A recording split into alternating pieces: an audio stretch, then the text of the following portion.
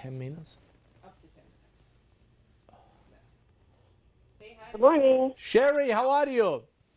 I'm doing just fine. How are you? Fantastic. I was stretching a little bit. Sounds like a good plan. Are you ready? I am ready. Are you? I am ready as well. Thank you. Let's do Okay, it. so Chef Fabio, tell me about this year's America's Better Sandwich Contest. What's new? What makes it exciting? How can we enter? So, thank you for asking. So, we have a team up for the second year with the folks at Arnold, Brownberry, and Horowitz to bring America better sandwich. Now, as you probably know, the foundation for a good sandwich is an excellent bread. And any of the varietal from those three partner I have can bring you up to 46 grams of whole grains in a sandwich per 2 slice. So with that amount of nutrient, you are off for a great start with creating a better sandwich.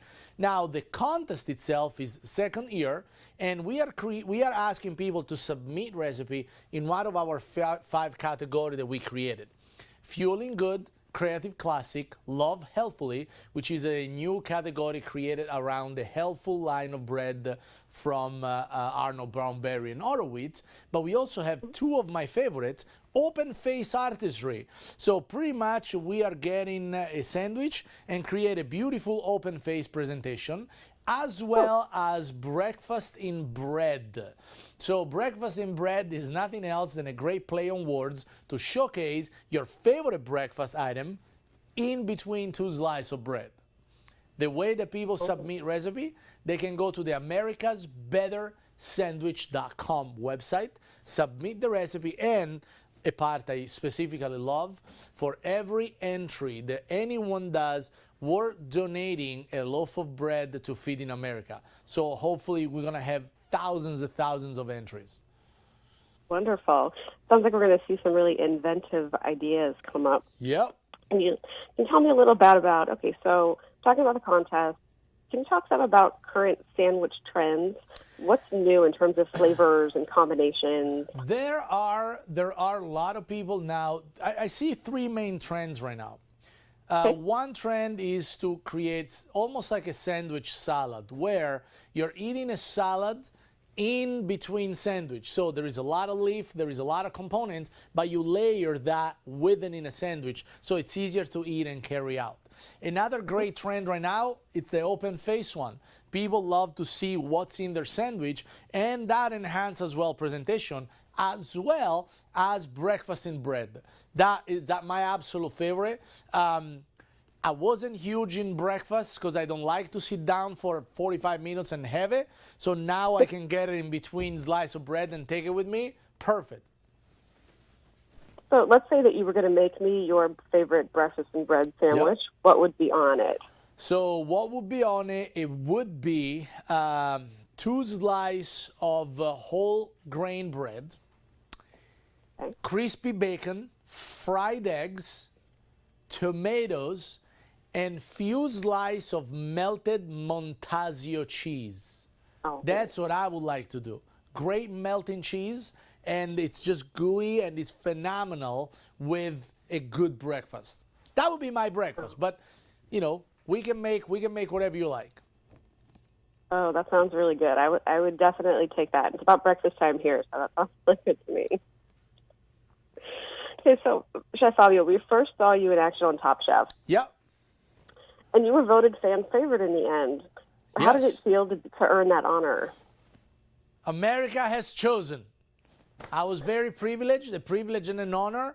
And, you know, I work in the people business. So if people come at your restaurant and they like you because your food is great, that's fantastic. If they like you because you have a good personality or they love the way you are, that's good too. As long as they love you, I don't care where the love is coming from. Okay, that actually blends into another question that I had for you. Please. You are a successful restaurateur. What have been some of the keys, aside from people liking you, to establishing yourself so well? I have, you know, it's just a lot of hard work, you know. People still believe that overnight success really exists, and it doesn't. You know, I started this career, I was 11 years old, now I'm 37, And after 25 years, 26, I can say I'm starting to achieve some great success. But how many people do you know that for the past 20 years, they are willing to work 130 hours a week, sacrifice friends and family, holiday? It takes a toll on everything else. And that's really what it takes. It's a lot of hard work. There is no secret. It's a path. Absolutely. You got to walk the path and eventually you'll get there. But, you know, if you enjoy your Sundays off, today you have a headache, you can work more than 50, 60 hours a week, or you're going to start to say you're tired. This career is not for you, and you probably won't achieve the level of greatness that some other people do. I work an average of 130 hours a week. And that, it's really the only secret, which is not a secret, is there. You know, if you work 3 times harder than anybody else, you probably will accomplish 3 times the things that other people do. Right. No, I totally understand what you're saying. I'm also 37. We're the same age, and my focus has always been on family. You sound like 25, really, but. Oh, thank you. Well, that's why I have 4 kids, though, because my focus is on family. Congratulations. So. That's a lot of kids. You have a little tribe there. I do, indeed. Very okay, nice. so Chef, I'm going to move on. You were also in Cutthroat Kitchen, which is probably the most brutal cooking competition I think I've ever seen. And I've seen a lot of cooking competitions in my day. I really enjoy them. What made you decide to compete on that show? Well, you know, it is the most brutal competition you've ever seen, but it's also the funniest one. I had the best time of my life competing in that show, because it takes everything you know about food and it throws it away. And it's just survival of the fittest. You know, your ingenuity and your adaptability skills come in place, and that's the only things that matter. You know, I love food competition, but if I would tell you that competition is why I'm there, you know, you're on TV because we're in the public eye, we work with people, and it's always good when you get good exposure. You know, opportunity like now, we're talking to you, we're on TV. This is great because I'm showcasing great partnership, I'm showcasing good stuff, and I also showcase who I am. And that's why TV is such a great medium for people that work in my industry, because if they see what you have to offer and they like who you are, they'll come. And that's why most people do TV. I don't do it for the wrong reason. Good for you.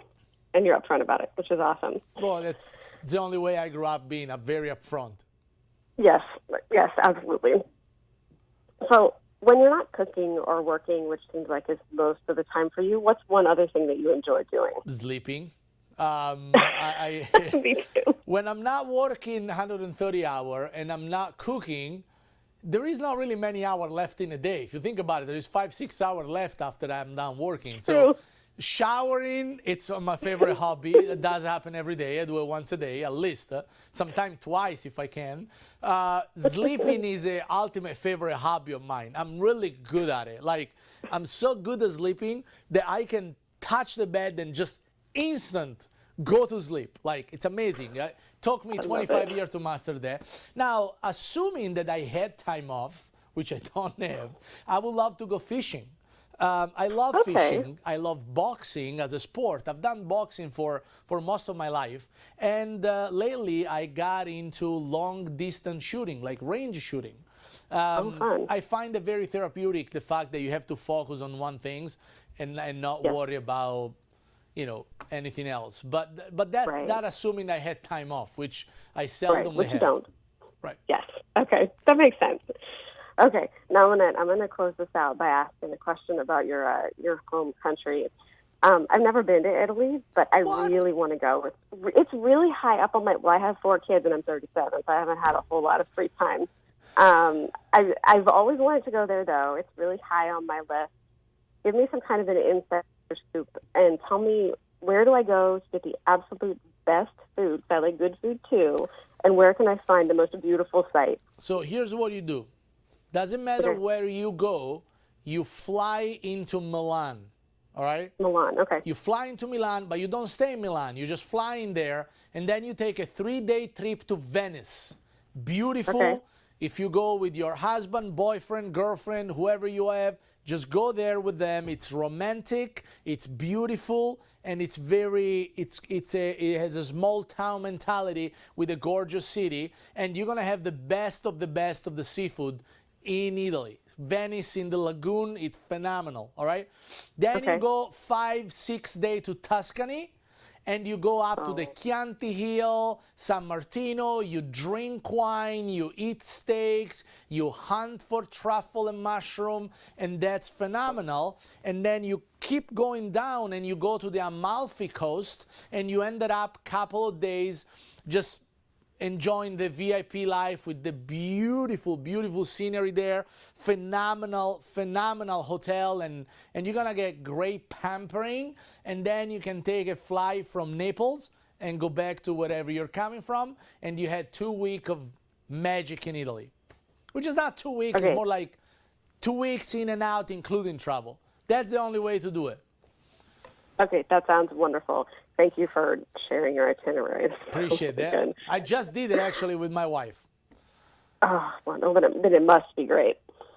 Okay, well, Chef, thank you so much for your time. I will Appreciate get it. the word out about the sandwich contest, and I wish you continued success. Thank you very much. I appreciate it. Thank you so much, guys.